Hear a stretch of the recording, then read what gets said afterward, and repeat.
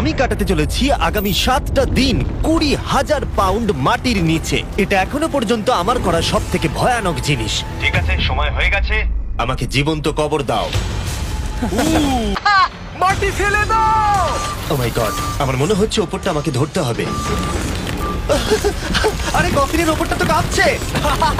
আমি আগামী 7 দিনের জন্য এই কফিনের কাছে আমার জীবন সঁপে দিচ্ছি। শুধু প্রার্থনা করব হঠাৎ করে যেন এটা ভেঙে না পড়ে এবং গেল। এবং এখানে আমি বন্দি থাকতে চলেছি আগামী 7টা দিন। আজকে অফিসিয়ালি 7 দিন হয়ে গেছে। আমি জানি তোমাদের বেশি পরিশ্রম পছন্দ নয়, কিন্তু তোমরা কি আমাকে ঘুরে বার করবে? আমরা তোমাকে বের করছি জিমি। এটা চ্যালেঞ্জের ও এই তো এক্সক্যাভেটর। ও এটা তো ভয়ানক।